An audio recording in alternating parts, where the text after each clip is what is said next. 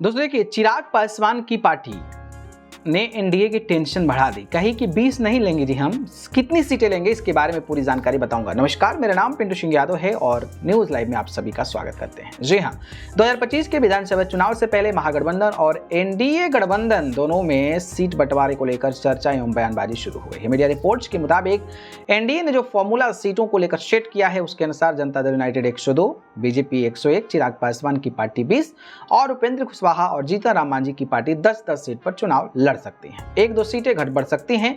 अब सीटों को लेकर चिराग पासवान के पार्टी के सांसद अरुण भारती ने बड़ा दांव ठोका है। जमुई सांसद अरुण भारती ने शुक्रवार यानी कि 29 अगस्त 2025 को मीडिया से कहा कि एनडीए में सीटें बंटवारों को लेकर बातचीत हो रही है।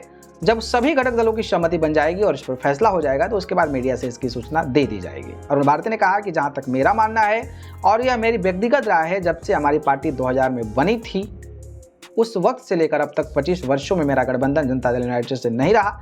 हम 2015 में एनडीए में घटक दल के रूप में चुनाव लड़े थे और लगभग 43 सीटों पर हमारी पार्टी चुनाव लड़ी थी। 2020 में हम अकेले बिहार विधानसभा चुनाव की 135 सीटों पर चुनाव लड़े थे। उन्होंने कहा कि यह मेरा व्यक्तिगत राय है कि हमारी पार्टी के लिए जो सम्मानजनक सीटों की बंटवारा होगा तो इन्हीं दोनों आंकड़ों के बीच में होना चाहिए। अरुण भारती ने खुलकर सीटों का आंकड़ा नहीं बताया, लेकिन उन्होंने साफ कर दिया कि 2015 में 43 सीटों पर चुनाव लड़े थे तो इसमें कम सीट लेने से कोई गुंजाइश नहीं है। बता दें कि उधर जीतन राम मांझी और उपेंद्र कुशवाहा की मांग भी ज्यादा सीटों की है। इस पर अरुण भारती ने कहा कि सभी दलों का अपना ताकत के हिसाब से, अपनी जमीनी पकड़ के हिसाब से, स्ट्राइक रेट के हिसाब से सीटों का आकलन होना चाहिए।